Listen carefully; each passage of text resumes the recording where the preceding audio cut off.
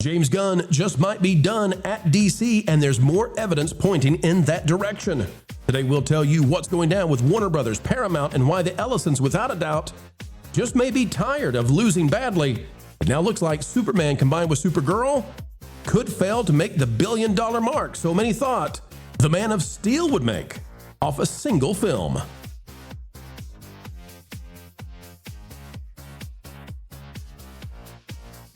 Is it a bird? Is it a plane? No, folks, it's your favorite pro, WDW Pro, here to help you wash away the insane of Hollyweird. Today we're talking about James Gunn, what he's done at DC, and why the kids are not buying the Superman lunchboxes anymore. Could show him out the door. The Ellisons have a decision to make. Let's talk about it. Hot takes on the way, but we've got the evidence to back it up. Click the like button, and off we go. James Gunn just might be done at DC. The lead up to this, of course, because nothing happens in a vacuum, is that back on March 11th, from that Park Place, James Gunn skipped the first Warner Brothers meeting with David Ellison despite the DC focus. The Ellisons, who bought Warner Brothers, the very first meeting when they're supposed to be focusing on DC, James Gunn just could not be there. Oh, that was not a good sign, was it? Well, guess what? We've got an update coming out on April 28th. James Gunn confirms that the Authority movie has been put on hold. This by Marvin Montanaro, Geeks and Gamers again. Things continue to go in a strange direction for DC if James Gunn is going to stay. Here's the article. DC Studios co-head James Gunn has confirmed that the Authority is no longer moving forward, at least for now, marking a significant shift in the studio's long-term plans for the DC universe. The project, originally announced in January of 2023 as part of Gunn and Peter Safran's Gods and Monsters slate, has officially been placed on the back burner after struggling to come together creatively. Gunn addressed the film's status directly when responding to fan questions, revealing that the project simply wasn't ready to move forward. Quote, the script wasn't quite there, but more importantly, it didn't work in terms of the larger DCU, both in terms of the story and practical concerns. So, maybe someday, not soon. What you're trying to say is that Ellison does not respect Gunn's authority. No, respect my authority. No, he does not. Here's the interesting thing. We are at the point now where past Man of Tomorrow, I don't know of anything that's being worked upon. Like, actually, we know it's going to happen. So we've seen the Clayface thing, but we are now at a point where we don't see past the veil. And James Gunn has maybe 2 years of stuff coming out, and then there's serious doubt about what might be beyond. Ghost, is this the kind of stuff we would expect to see if the Ellisons and Warner Brothers want to wind this thing down? Said everybody getting a 1-year contract as a hail and farewell, and this just is more proof, isn't it? It does seem to be moving that way. The other thing is, people have been talking about Peacemaker and, will it come back? Will it do anything? I think that was the first big sign that James Gunn had lost his mind when you had a hard R-rated series on TV for a franchise that's supposed to be selling backpacks and lunchboxes and that sort of thing. I'm not sure that he understands the mission. I'm not sure he understands what the vision is as Paramount takes over Warner Brothers. What say you, Lou, in regards to James Gunn and missing out on the idea of this is what you're supposed to do? I think he's got very few places elsewhere to go. I think you're exactly right. He has burned a lot of bridges. Do you believe, Lou, that Zaslav was protecting James Gunn, and why exactly? Let me put it this way, Lou. You have a very strong opinion about Zaslav and how this has gone down with Warner Brothers and what the future of Zaslav is in Hollywood. Right, none. Right. So once Zaslav's gone, there's nobody left to say, "Oh, this James Gunn guy was a good pick." Because it will, because whatever Zaslav winds up with as his parting gifts, the soft soap and the Tupperware and the millions of dollars. Nothing he says or does about what went before will matter anymore. It will all be judged based on that. So he can't do himself any better by helping the guy or hurting the guy. He just needs to walk away. Right. The other thing, too, is culture. James Gunn has been getting in fights recently with the Hollywood trades. It's very strange because as soon as he fights with the deadlines, then it comes out that the headlines were right from the trades. We've got this story out of Deadline here. Deadline reporting that, yes, some of these folks who were testing for Man of Tomorrow that James Gunn came out and decried and denied, they're now on board.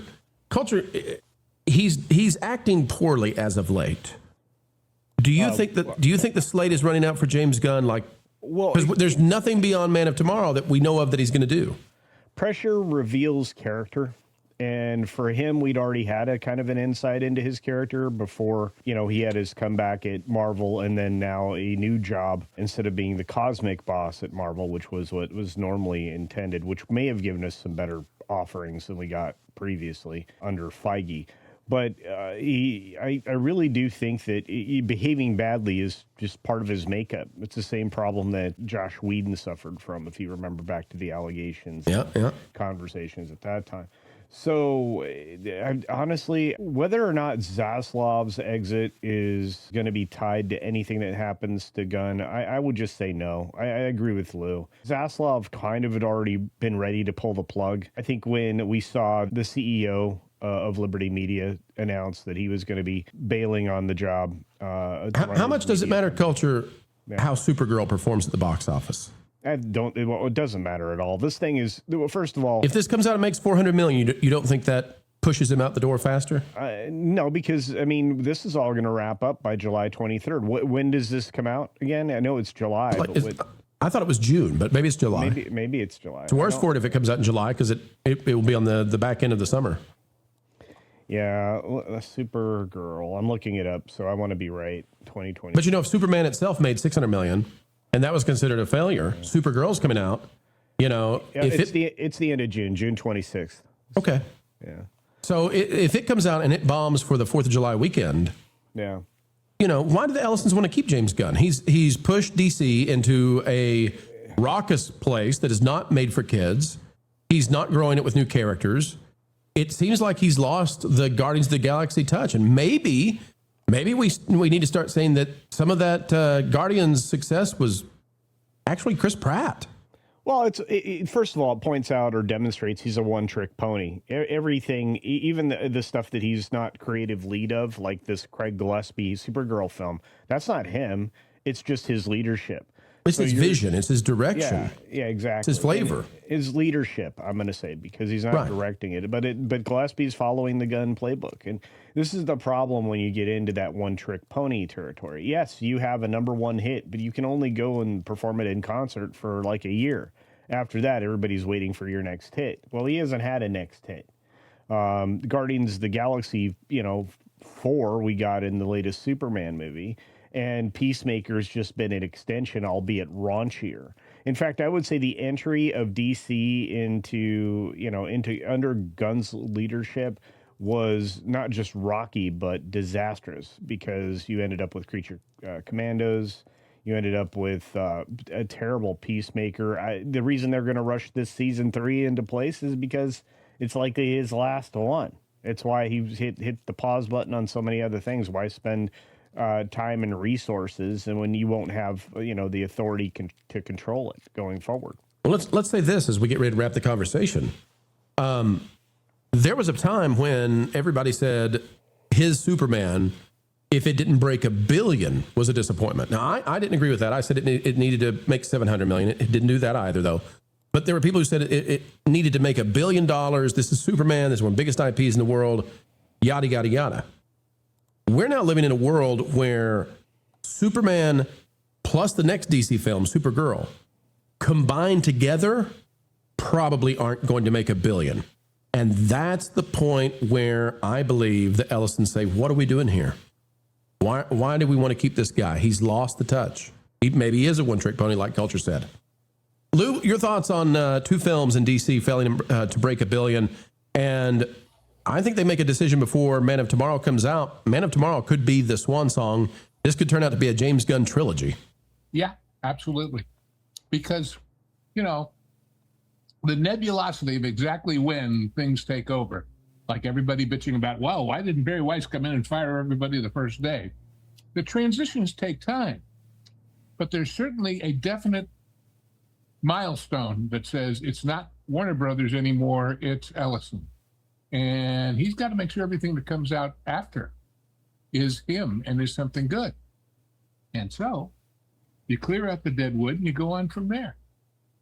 Yet again, a DC reset, probably. And yet again, folks, we have come to the end. But what a video it has been, and we hope you agree. Folks, if you had a good time with us, consider clicking that like button, share, subscribe, Click it, stick it to the algorithms. It is the notification bell, and drop a comment right on down below. We care about your thoughts.